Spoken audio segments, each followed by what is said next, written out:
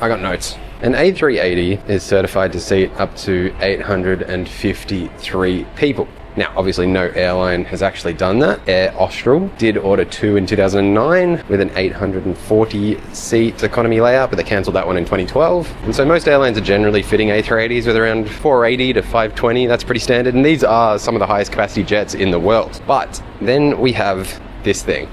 We don't have a great shot of it. This is Cebu Pacific's A330-900. And somehow they've crammed 459 seats into this thing. Mind you, this plane is 9 meters shorter than an A380, and well, obviously it's missing the other deck. So yeah, let's see if we can figure out how they're actually squeezing all these seats in. I'm not excited to get on board, but yeah, let's go do it. If it's not obvious here, I picked the one of the shorter flights you can do on this thing.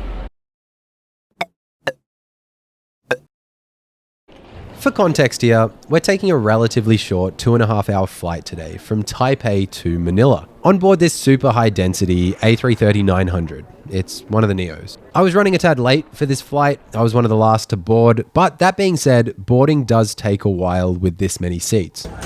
This thing is dense. They do try and make this a bit more bearable, or maybe completely unbearable depending on your music taste, by blasting some Taylor Swift. Anyway, there's 2 questions that I want to dive into in this video about Cebu Pacific and this plane. Firstly, how are they doing this? How are they fitting this many seats into an A330? And then there's the why. Why are they doing this? They are one of only 2 carriers that have actually gotten close to the max capacity of these jets. Why aren't all low-cost carriers doing the same thing? Let's start with the how. How are they doing this? Well, it's relatively simple, really. They've just packed this thing full of economy seats. There's no business class here. If it wasn't for the 3 toilets in the middle, you'd be able to get a straight look down the cabin, front to back. Airbus was founded to create an Airbus for Europe, and this might be the closest thing we have yet to that original vision. Quickly about the seats, they are quite narrow. Cebu is squeezing in a 333 9 abreast configuration here, whereas the less budget carriers generally go for an 8 abreast 242 config. The legroom, somewhat surprisingly, isn't too bad. At least on paper, they have 30 or 31 inches of pitch, depending on the seat measured. For my right leg, this was fine, but my left leg had no space due to what I assume is a power distribution box. It's worth mentioning the actual seat here. They're using the Recaro SL3710. This is a slimline seat specifically designed for short haul flying. It doesn't recline, it's kinda rock hard, and I equate it more to sitting on a solid park bench than a standard economy seat. I mean, it's fine for the sub 3-hour flight we had today, but Cebu Pacific is using this jet for flights to Dubai and Australia, where the flight time can be 8+ hours. That would be rough, to say the least. But that's just all part of the business decision behind this jet. We'll get to that shortly, but first, let's get in the sky.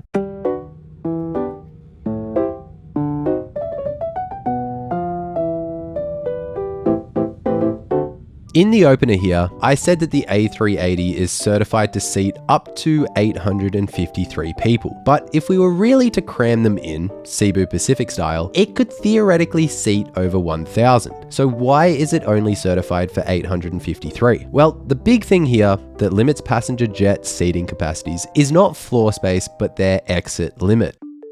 In order to get certified by both the FAA in the US and the EASA in Europe, aircraft must be able to be fully evacuated in 90 seconds using only half of their available exits. They require, well, we'll get to this in a second, that manufacturers conduct full-scale demonstrations with real people to test this. The A380 is limited by its exits, not its floor space, but this is not really the case for the A330, at least today. When the A330 was first introduced in 1994, it had an exit limit of 375 people. This was due to the combination of exit doors and slides used. Without going into too much detail here, there are standard exit types ranging from Type A, the highest capacity, down to Type 4. These all come with their own capacity ratings. Airbus initially offered a configuration with 3 Type A exits and 1 Type 1 exit. This limited the capacity to 375. But then, over time, they switched the configuration to 4 Type A exits that allowed for 440 passengers. This is, of course, below the 459 Cebu is flying today. So what changed? Well, during the development of the A350, Airbus introduced higher capacity Type A plus exits. These pushed the capacity per door up to 120. The big change was the use of dual lane emergency slides. They then started offering these as an option on the A330 Neos, and this has pushed the exit capacity up to 465, allowing Cebu Pacific to get to this truly bonkers seating configuration. For all intents and purposes, the A330-900 is now certified to practically carry as many people as it can fit, floor space wise. But what I want to touch on here though is this exit requirement. Where did this 90-second rule come from, and how is it tested? Prior to 1965, the FAA's aircraft certification rules essentially just made sure that planes had adequate exits and safety equipment on board, but no specific full-scale test was in place to make sure everybody could actually exit the plane in a given time limit. The catalyst for the modern-day evacuation testing came on November 11th, 1965, when United Airlines Flight 227, a Boeing 727, crashed 102 meters short of the runway at Salt Lake City International Airport. Of the 91 people on board, 43 died. The post-crash analysis determined that the impact itself was completely survivable, with none of the passengers sustaining traumatic injuries that would have precluded their escape. All fatalities were a result of a post-crash fire that filled the cabin. The sober findings from this incident led the FAA to implement full-scale emergency evacuation demonstration requirements for commercial aircraft in the US. The initial tests in 1965 had a time limit of 120 seconds for everyone to exit the plane. But in 1967, after further testing and research into fire dynamics, the FAA tightened the standard, leading to the modern 90-second requirement. These regulations flowed over to Europe, and the EASA has practically identical requirements today. The regulations specifically require aircraft manufacturers to demonstrate that each aircraft model with more than 44 passenger seats can be fully evacuated within 90 seconds under specific, challenging conditions. What are these conditions? Well, firstly, they conduct the tests in darkness or simulated darkness with only the emergency lighting being used. Only half of the doors are available. This is to simulate blocked or inoperable exits. Minor obstructions like baggage, pillows, and blankets have to be placed in aisles. The participants are seated with their seatbelts fastened when the evacuation begins, and they're not aware of which exits will be available beforehand. This group must include at least 40% women, and at least 35% have to be over the age of 50. This isn't a cabin full of athletes. It's meant to reflect real passengers. That being said, no children under 12 years old are used, and no physically impaired participants are allowed to partake. Those two elements make it a little unrepresentative, but apart from that, these sound fairly thorough, right? Well, they are for the most part.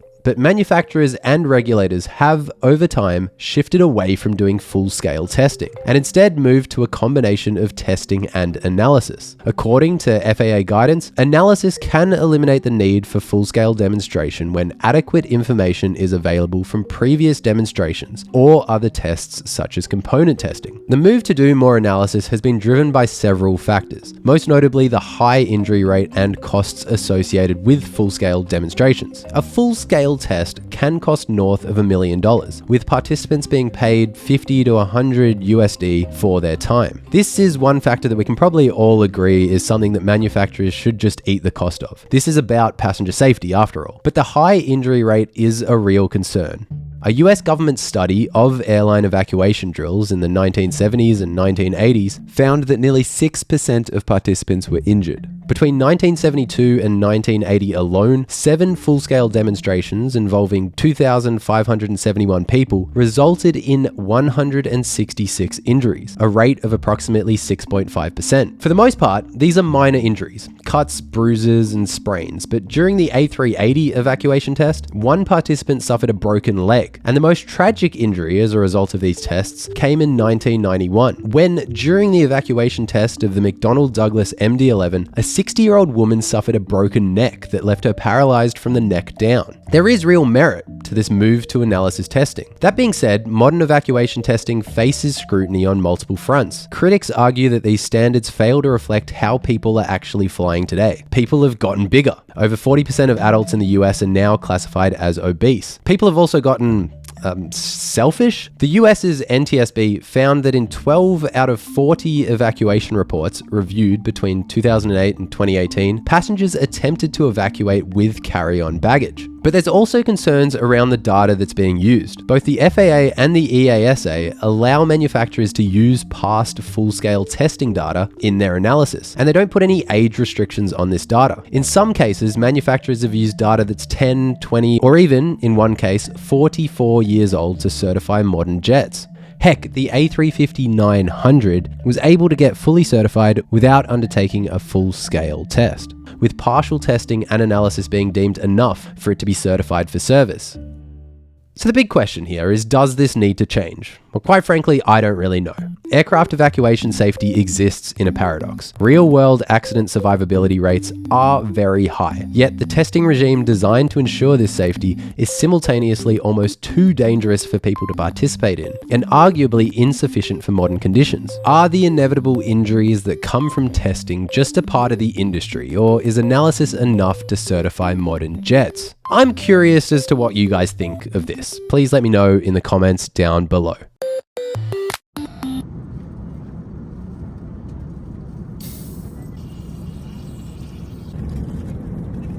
Here's just a walkthrough of the cabin. It's literally an Airbus, like a bus of the sky. But apart from that, as I mentioned, the seats are pretty firm. You have no recline. They're basically not comfortable. But that being said, Cebu does try to distract you with this rather goofy, but I guess cute quiz they do mid-flight.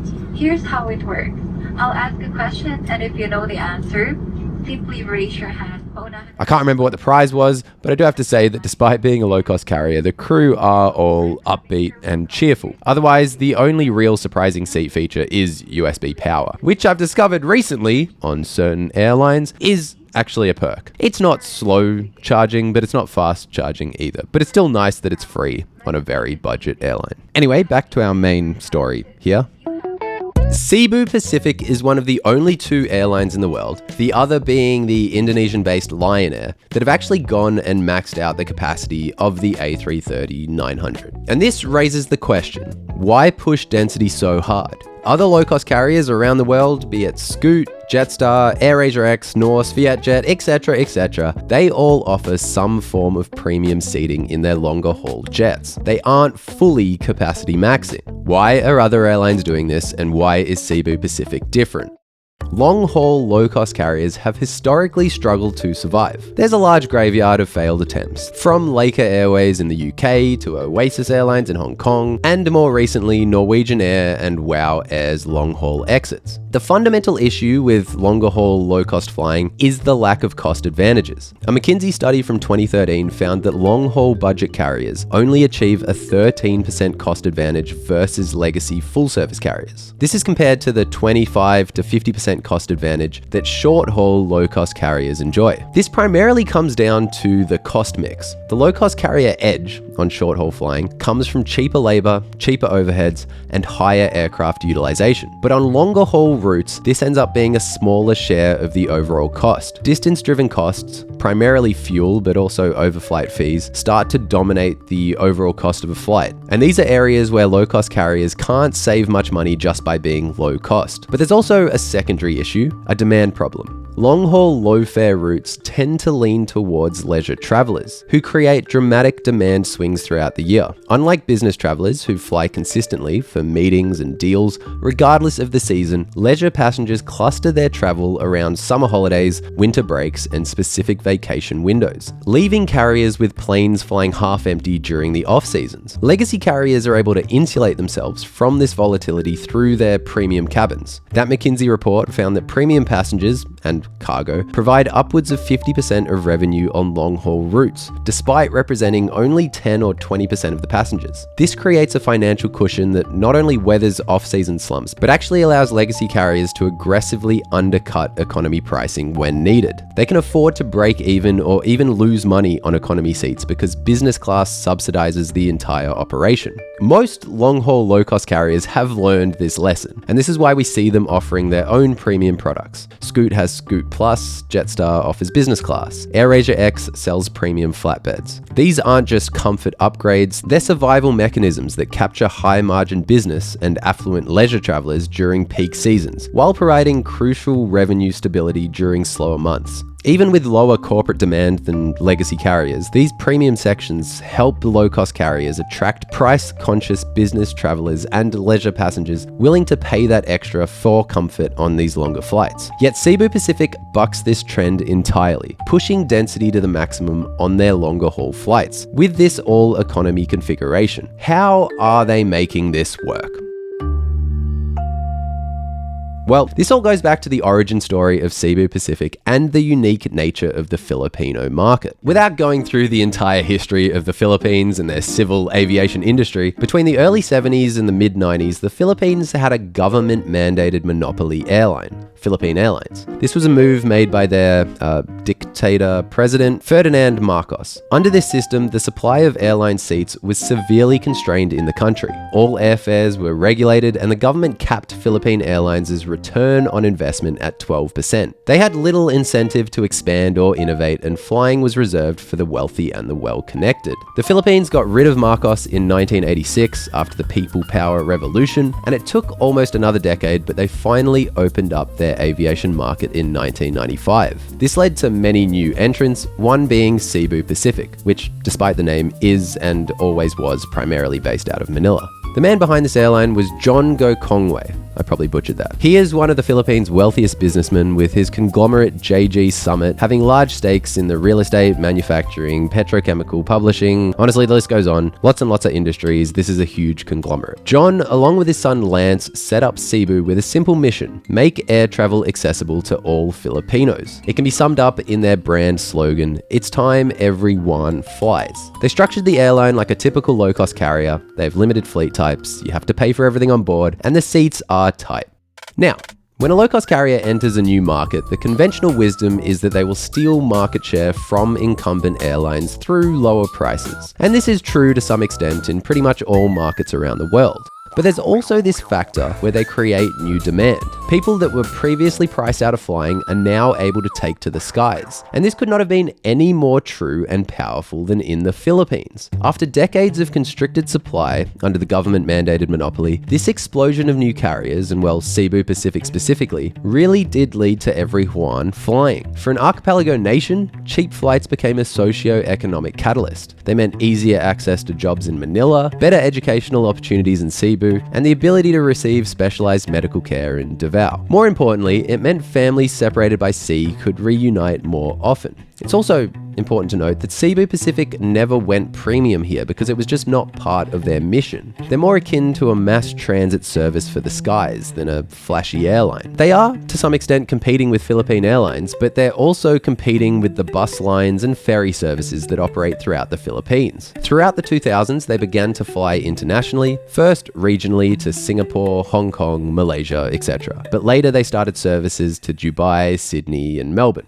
Now, this might sound like they're now going after international tourism demand, right? They're moving away from exclusively getting Filipinos to fly. Well, not exactly. Whilst tourists are certainly a welcome part of their passenger mix, Cebu Pacific's international expansion, especially onto these longer haul routes, was built to serve a far more specific, massive, and reliable market: overseas Filipino workers, or OFWs. Today, there's approximately 2.16 million OFWs working abroad, but if we include permanent immigrants and longer-term residents, there are over 10 million Filipinos living and working outside the Philippines, about 11% of the country's entire population. This isn't a recent development. Filipino labor migration has been a cornerstone of the Philippines economy since the early 1970s, when the Marcos government actively promoted overseas employment as a solution to domestic unemployment and as a source of foreign currency. Most of these workers are sending money back home, and the scale of this is staggering. In 2024, OFWs sent home a record $38.34 billion. That's about 8.3% of the country's entire GDP. This makes the Philippines the fourth largest recipient of remittances globally, behind only India, Mexico, and China. Where are these workers going? Well, the largest concentration is in the Middle East, with Saudi Arabia Arabia accounting for 20% of all OFWs, followed by the UAE at 13.6%. But there's also significant numbers throughout Asia. Singapore, Hong Kong, Malaysia all have substantial Filipino populations. And this is exactly where Cebu Pacific has focused their expansion. First to regional destinations, those early 2000 routes to Singapore, Hong Kong, Kuala Lumpur, Taipei, Bangkok, these weren't primarily about bringing tourists into the Philippines. They were about connecting Filipino workers in these regional hubs back to their families. Then in the 2010s, Cebu Pacific made the big leap and started flying longer haul routes with wide-body A330 300s. These ones weren't quite as dense, but they still had an all-economy layout with 436 seats. Their first service was to Dubai, and they followed this up with routes to Saudi Arabia, Kuwait, and Qatar. These Middle Eastern routes were all about tapping into the massive numbers of OFWs working in the Gulf region. The logic was sound. Contract workers flying home have predictable patterns. End of contracts, annual leave, family commitments, no wild seasonal swings like in the tourism market. Just steady year-round demand for the cheapest possible ticket. But here's the thing, not all of these routes worked out. In 2017, Cebu Pacific suspended all but the Dubai service to the region, citing oversupply and unsustainable competition, as other carriers aggressively added capacity, driving fares so low that the routes became unviable. Their current long-haul routes are now not entirely focused on the OFW market. Dubai, Sydney, and Melbourne are still big Filipino markets, but are comprised of more permanent immigrants, and tourists will be making up a larger percentage of the passenger mix. The demand here will be more seasonal. With that being said though, these super high density A330 Neos were still not a bad business move. They've got a bit of a safety net here, in the form of the main airport they operate out of.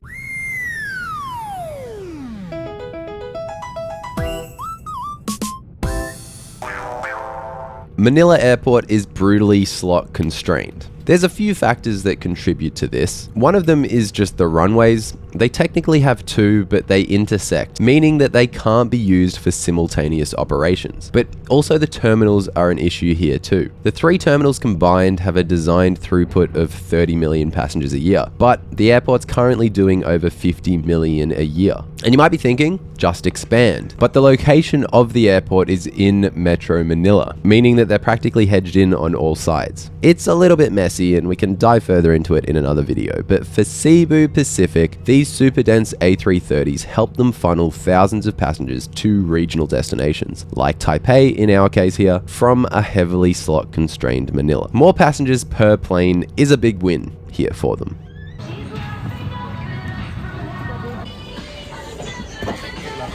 Okay. Thank you. I hope you all enjoyed that video. I hope you learned something. If you did, please subscribe for more stuff like this. Otherwise, go follow me on Instagram here and LinkedIn here. I haven't really had time to do my ironic posting there, but I also just like seeing what you guys do. You guys are smart and accomplished. I don't know, just give it up. Round of applause. Anyway, go check out flightformula.com. I will see you all in the next one. Bye. Simon? Is that Simon? What's Simon?